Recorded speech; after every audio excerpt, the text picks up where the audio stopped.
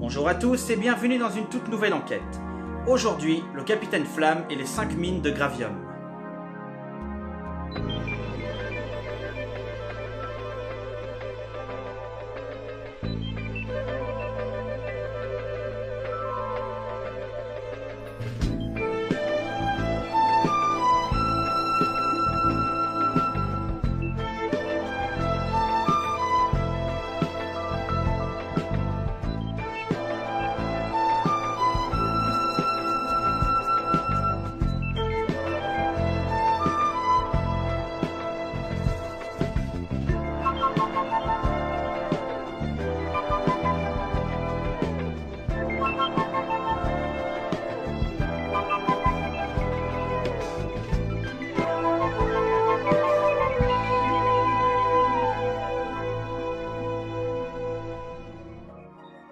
Vracar sera notre ennemi pour ce nouveau voyage, et celui-là veut mettre la main sur toutes les mines de Gravium. Le Gravium c'est quoi? Eh bien c'est un minerai qui permet aux hommes, une fois dans l'espace, ou sur une planète avec une force d'attraction différente de la leur, de garder le contrôle sur l'apesanteur. En gros, ce minerai permet de faciliter les voyages dans l'espace.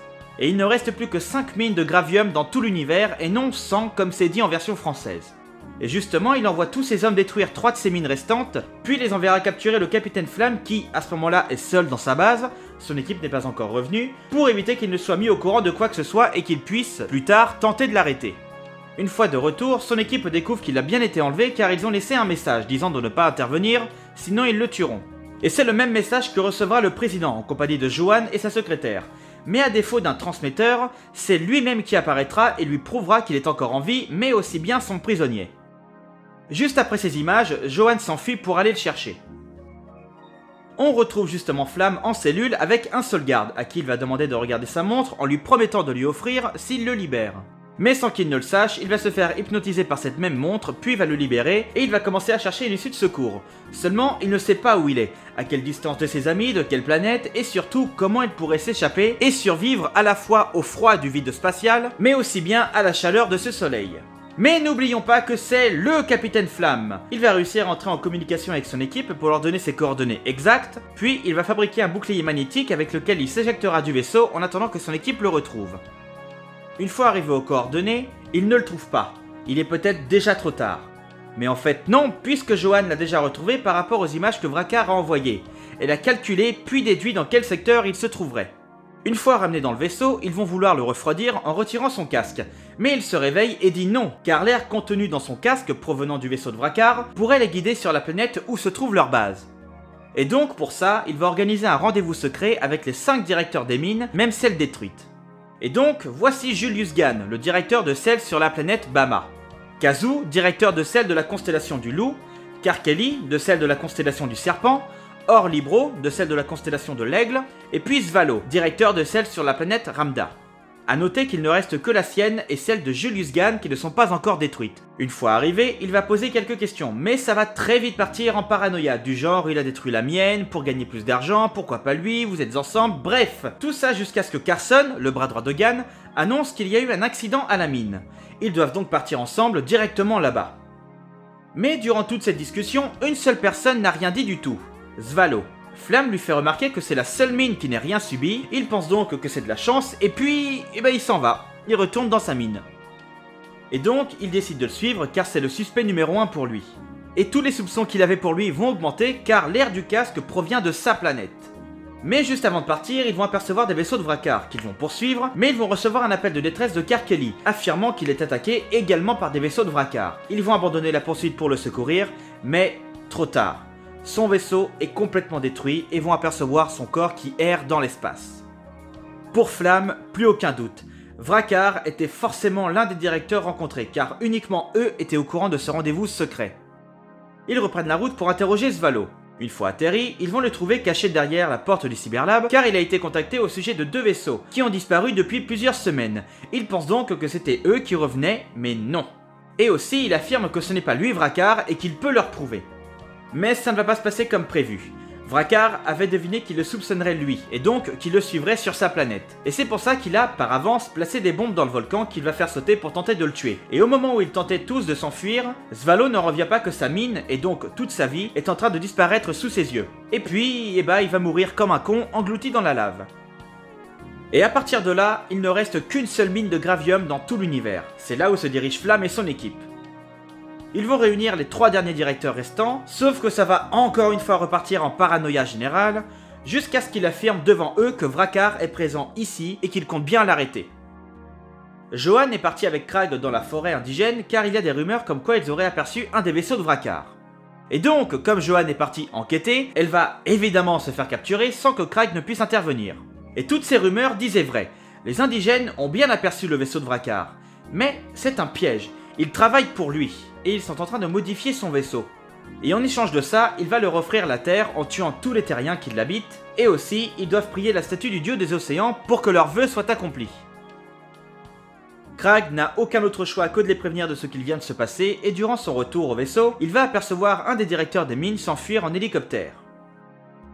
On retourne du côté de Flamme qui se dirige au cœur de la mine car le puits numéro 1 est en train de céder.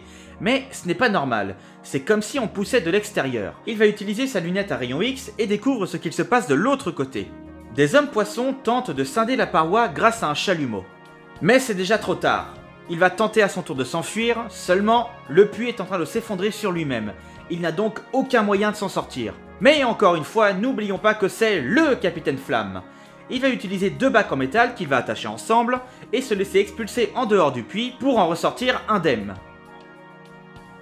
Il retourne au Cyberlab et va apprendre que Johan a été capturée. Ils vont tous se rendre dans la forêt pour la sauver, mais pour la toute première fois, elle va se débrouiller toute seule. Ils vont la retrouver dans cette même forêt au milieu des indigènes et des hommes de Vrakkar, dont ils vont réussir à en assommer et capturer un seul pour l'interroger une fois revenu au Cyberlab. Et c'est également là que Krag pourra désigner l'homme qui s'est enfui dans la forêt. Et cet homme, il s'agit de Kazoo.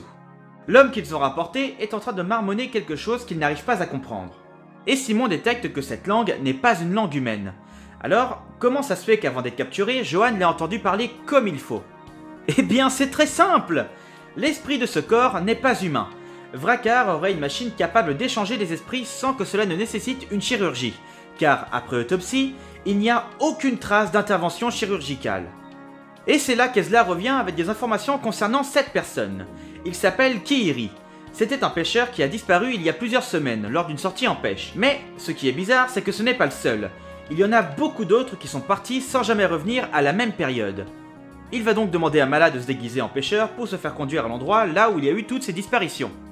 Flamme, Krag et Johan partent en direction du bureau de Kazoo pour lui poser quelques questions, mais ils vont apercevoir un des hommes de Vrakkar sortir du bureau. Et c'est Johan qui va le suivre le temps qu'il leur pose ses questions. Mais en arrivant, il le découvre complètement mort, mais d'une façon très étrange. Son corps a été vidé entièrement de son sang par ces algues vampires qui poussent dans les fonds marins de plusieurs planètes. Johan rentre au Cyberlab car évidemment elle a perdu la trace du mec qui s'est enfui du bureau, et donc Flamme n'a pas d'autre choix que de se déguiser en Kihiri pour en savoir un peu plus sur Vrakkar. Et en rentrant dans la base, il va se faire arrêter car il pense qu'il a tout avoué. Mais pour s'en sortir, il demande à être conduit directement devant lui car le capitaine Flamme lui aurait tendu un piège s'il s'approche une nouvelle fois de la mine.